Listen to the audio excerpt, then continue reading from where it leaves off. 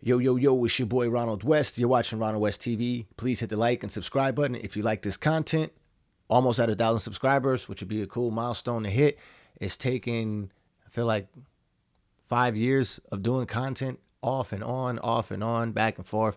But I do the content that I enjoy talking about and also do stuff that I don't enjoy talking about. Or I did stuff that I didn't enjoy talking about. Did I say that right? I did stuff that I didn't enjoy talking. Yeah, I said that right.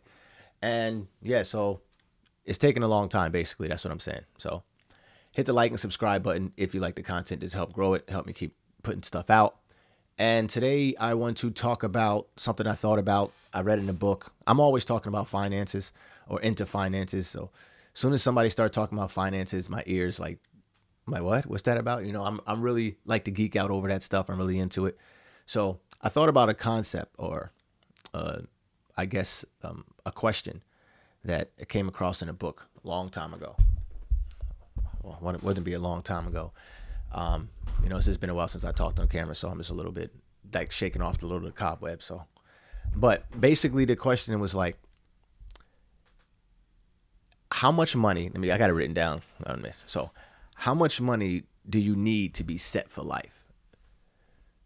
So basically, how much money would you need to be set for life? Dollar amount, figure. So let's think about it. You have to have exact dollar amount figure. I want you to put that in your head, right? So let's imagine and take 7 people are in a room, right? 7 people. Oh, 7 people are in a room, right? And let me just try to formulate this. You have 7 people in a room and you ask that question to them, right? And the person with the lowest amount, the lowest dollar amount is going to win the money.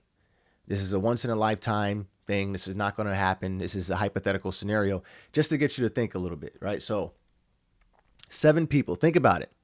I want you to think about how much money would it take, dollar amount, somebody give you where you're not going to need another dime for the rest of your life. Now, this is a question for people who have some type of financial acumen or financial savvy a little bit, because for someone to just think and arbitrarily say, okay, just give me $1 million. You got to think you have 7 other people in the room. And what if the other people in the room are financially educated? It'll take them less than $1 million possibly to be set for the rest of your life. And that's what I'm talking about. The whole thing is to be set for the rest of your life. So you have to figure out an avenue where you're going to be able to keep getting money. Because if you say $500 million or, $1 billion, there's somebody in the room that's going to be fine with taking a lot less than that.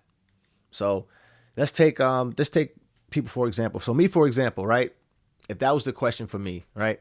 And this is all based on your utility.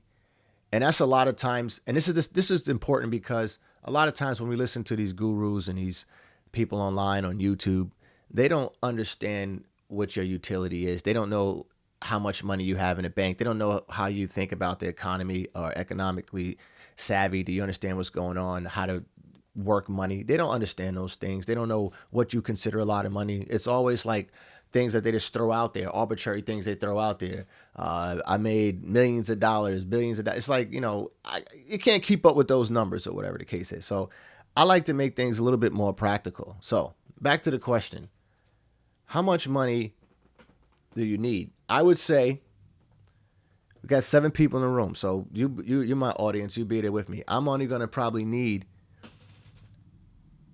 I need to know what the lowest number is in the room, because I would say that I would come under the lowest number in the room. I have an inkling, an idea of my audience and who I'm talking to, the people I'm talking to, what your utility is financially, where you are economically. How do you think about the economy? How are you maneuvering with the economy, with your finances? I can kind of like figure it out with the culture and see, where your utility would be. So I would say I would come under everybody. So if somebody said basically $50,000, I would come under them and I'll say, okay, give me $49,000. Somebody's like, what, $49,000? How can $49,000 set you up for the rest of your life? You got to think, how can $49,000 set you up for the rest of your life?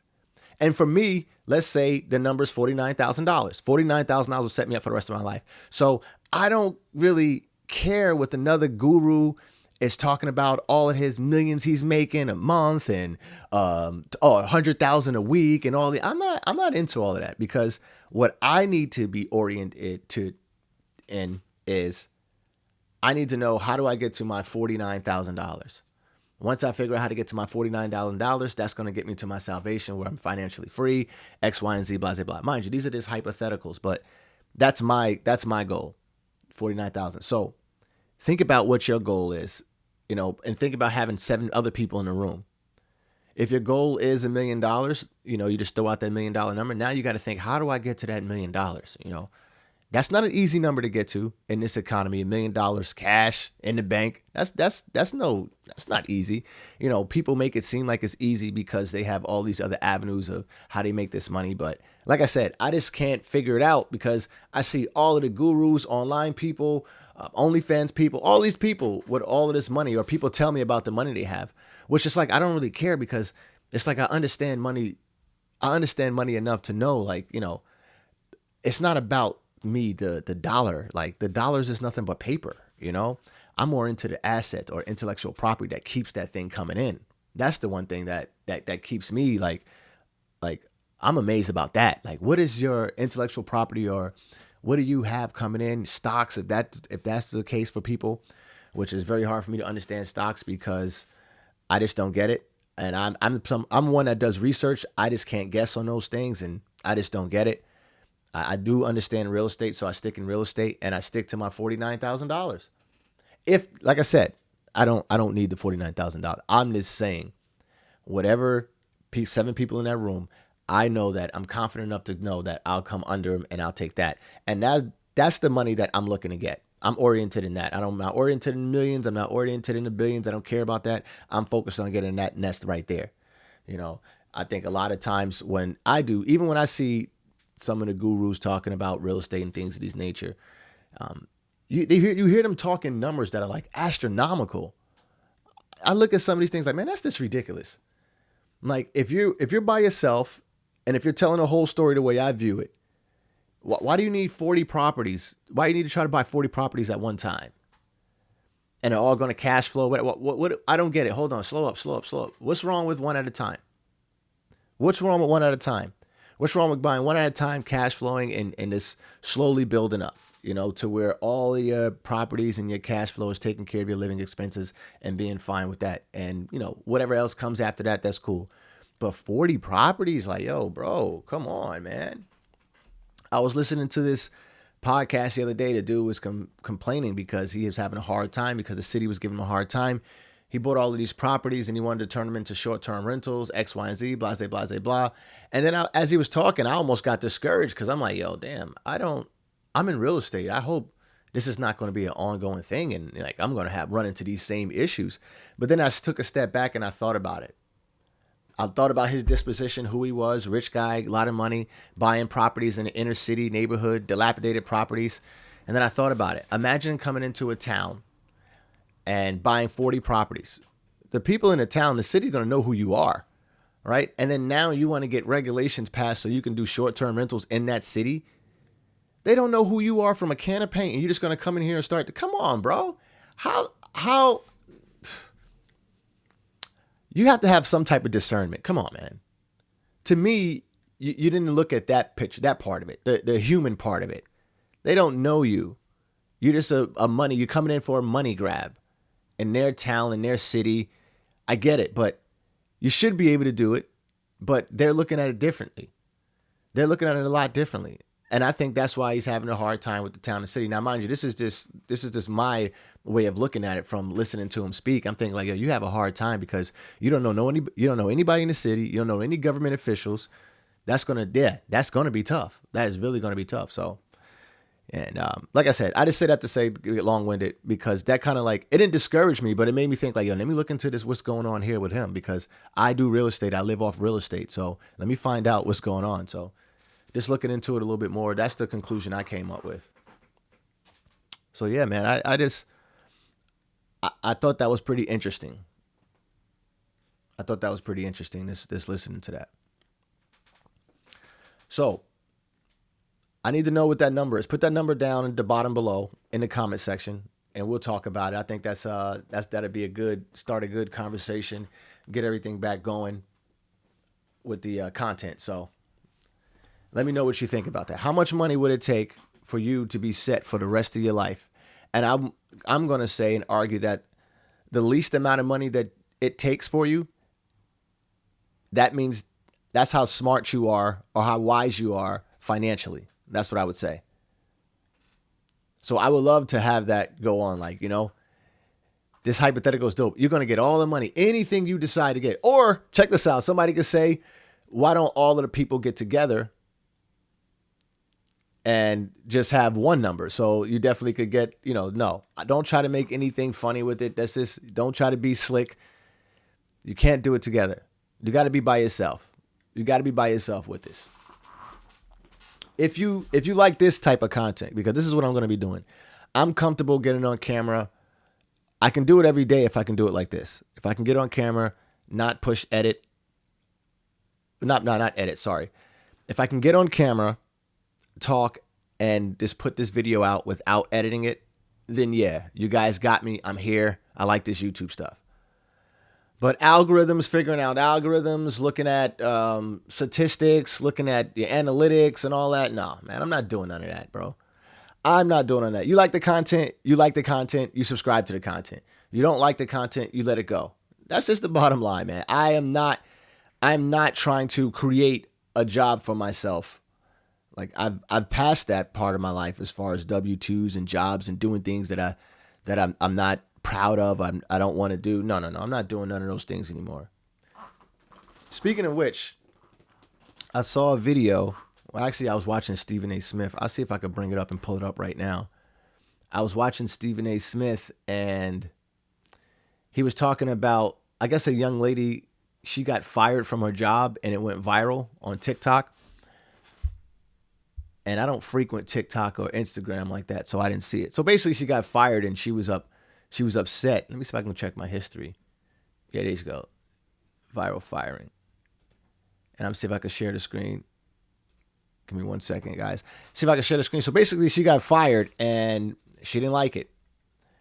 And it just made me think back about the times when I was working. And I was like, oh, snap. I know what this is like. But let's just see. We had a discussion a couple weeks ago about your absenteeism and tardiness. Okay. Do you know what time you have to be clocked in at work? 6 o'clock. Yeah, 6 a.m. Okay. So, unfortunately, on 7/18, you clocked in at 6:12. Wow. We had a discussion about that, 12 minutes. So your employment is really going to be terminated as of today, because also on 7/28 you clocked in at 6:21. 21 minutes. Yes, that's 21 minutes of company time. But I still work though. Like why ain't y'all telling me that today when I was just at work? So you were also on 8/8. You clocked in at like 6:32. That was it. Okay, so I let my cousin use my car the night before, and he didn't bring it. He overslept or something. He didn't bring it back till the morning. So, like, I still made it, though. That was literally, like, 9 days after we talked. So, and then on 8/12, you just did a no-call, no-show. That was my birthday. August 12th, that's my birthday. Like, I already told you. You didn't request that day off work, though. But y'all know, that's my birthday. I'm not. Birthday. No, that's fine. All right. Okay. Everyone works on their birthday. Even I worked on my birthday. Y'all too grown for me. Well, unfortunately, okay. I just need you to turn your keys in. And I'll be there tomorrow, because that's crazy. That's crazy. All right. Now, I already know what people think. That's nuts, right? But there are a couple things. So that's five lates. She was late 5 times. I don't know if that was a month or whatever the case was. But I've seen that in so many different ways, right? You have people who get fired and they sue for time and attendance. They sue. And I've heard stories of people where the lawyer has been able to, or the judge has been able to subpoena the company for their records, looking at everybody's time and attendance in the company. And what they found is that they're not being consistent with the time and attendance. You know, certain people get fired for time and attendance. The people that you don't like. Like, I don't know how long this young lady's been on the job. I see her TikTok there. I don't know how long. I don't even want to look into it, but I'm just looking at this in context of how I'm putting it right now. I heard 5 times. She lost me with the whole, she letting a friend borrow the car or whatever the case is. That's irrelevant. You know, that's irrelevant. I've heard and seen crazy stuff like that with these young people. That's irrelevant. But it was 5 times. And like I said, when people go to court, it's happened. And I know it's happened with myself. I didn't go to court. Didn't want to go to court. Didn't need to go to court. But if the company were to go and look at everybody's time and attendance across the board and go by their policy, do you know how many people will be fired? Do you know how many people will be fired? And then I know I could argue for the companies that I've worked for when I was working, Lowe's and Home Depot. Managers come late.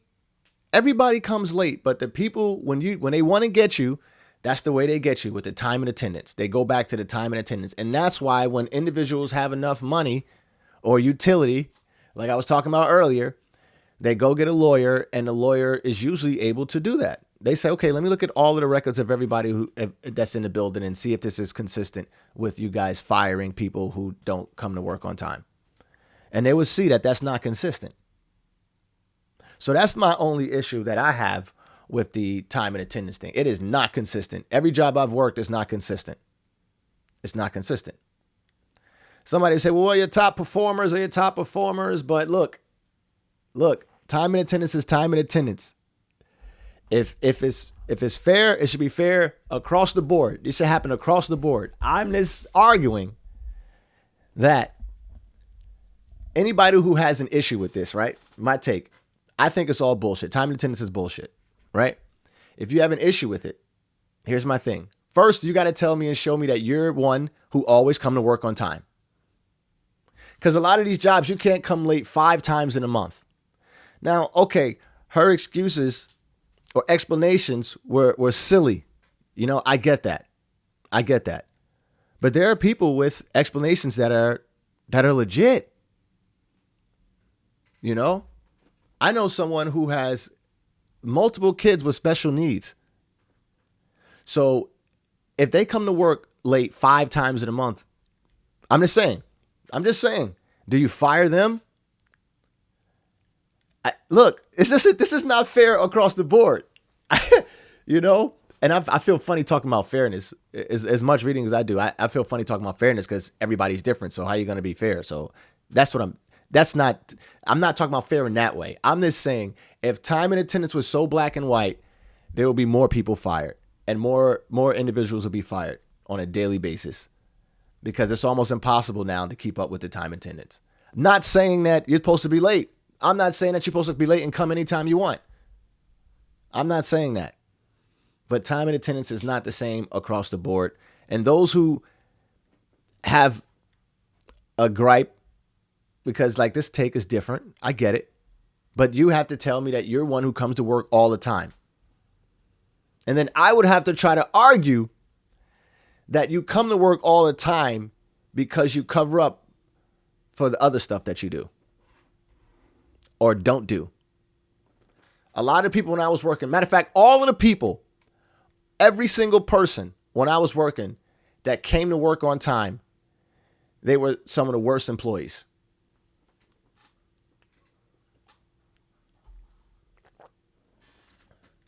They were some of the worst employees. You know, I knew a guy that came to work on time all the time, but I've also heard him say sexually harassment comments towards women. He come to work on time. He was a snitch. He was everything else. He came to work on time every day, all the time, on time. One of the worst workers. But the manager can go to them and get all of the information that they need. It's all bullshit. She made it look bad with the, talk about her cousin and her birthday. I worked on my birthday. But it makes sense not to work on your birthday, but call out. Call out. I didn't mind. She said she didn't want to work on her birthday, but call out. You have to call out. And that's another thing with the call out, right? You have managers that'll guilt trip you. So you feel like you rather go with the whole, oh, I forgot to call instead of calling out. I used to be one of those punks. You have a right to call out. It doesn't matter if your manager says, I need you to be here tomorrow. Look, if something happens tomorrow, you can't come, then you call out. But guess what? Then you're going to be fired for what? Time and attendance. Not for that call out, though, because that call out was legit. But you better make sure that all your time and attendance is. It's all bullshit, man. I ran away from that life. I don't know what Stephen A is going to say. And quite frankly, this is my show. I don't care what he's going to say. But I like Stephen A. Smith. That's not a shot. But this is my take on it. I know what other people's take is going to be. Like I said, and you got to be infallible in your take. If that's the case, you got to tell me, like, I don't come to work late ever. And I'm the most productive person and all that things. And I'm like, oh, okay, cool. That's great. But I know some terrible people who come to work on time all the time. Terrible people. I've gotten close to them. Everybody's my friend. You know that. Everybody's my friend. I'm not everybody's friend. I don't like to go along and agree with things that are not true or that don't make sense or that inconsistent, non-congruent, hypocritical. I got to stay away from that stuff because if I can't challenge you on it and be like, yo, you a hypocrite, that's not congruent. That's not consistent. You said this the other day. If you get mad at me because I challenge you on it and I'm legitimately making a great point, nah, I can't be friends with you. What's the point of being friends with you? That's like being in prison. I can't express myself. No, I'm not into that. No, I'm not into that. I'm not into making abstracts concretes and living by them. That's the thing. If I'm listening to you and I'm taking in the stuff that you're saying, it's a possibility I'm going to like design and live my life off of this stuff because it makes sense. If it makes sense, right? So no. Mm-mm. Yeah, we're not doing that. I'm not being friends with somebody just to make you feel good about some of the dumb stuff that you say. I'm not into that. I'm not into that. A lot of people, the crazy thing is, I think that's what keeps people back. You waste a lot of time. Yes, somebody that you need to be like, no, that doesn't make sense. That's not concrete. That's an abstract. I can't live by that because this will happen. Give them examples. Oh, that don't make sense. You can't live by that. That doesn't make sense. And if they have a problem with you doing that, the phone calls will be less. That's good for you. Because then maybe you can get to that money I was talking about in the beginning of the show. The money, that figure that's in your head that you need to propel and to succeed. It doesn't have to be millions, billions of dollars. It doesn't have to be that number. The number that's in your head. Think for yourself. And that's what I feel like people don't do. Think for yourself. Make the mistakes. I'm putting this video out. I'm not going to even, if it sounds good the moment I put it in the software, when I edit, I'm not editing not one bit of it. And I'm putting the whole thing out. It's not like I don't care. I do care. That's why I want to put the stuff out that I want to put out, Nope, I don't want it to be polished. None of that stuff. Just going to put it out. But yeah, there are two sides to that story of a time and attendance thing. There's some terrible people coming to work on time. Let's talk about those people. They come to work on time and they're the least productive people there. All they do is just tattletale and make sure that they watch and they tell everything that's going on. That's all they do. I knew a man that was saying sexually offensive comments to women. He always came to work on time. I knew a manager. Always came to work on time. Terrible person. I hope they've grown. But they were terrible people. Always came to work on time. So you can miss me with this all. I know they're going to say entitlement and all of these things. Well, what about the other person? You know, what about the other person? What about the person that's doing the writing up? What about the person that's doing the firing? Did they come on work? Do they come to work on time every day, all the time? And if so, do they have the same type of workload of the person that comes late a few times a month? Come on, man, make it make sense. Shut up. Shut up. Come on. I know terrible people who always come to work on time and they still have their job. Terrible people. You know? So, you let me know what you think. Comment in the comment section below. You already know who this is. Your boy Ronald West. It's Ronald West TV. I'm out.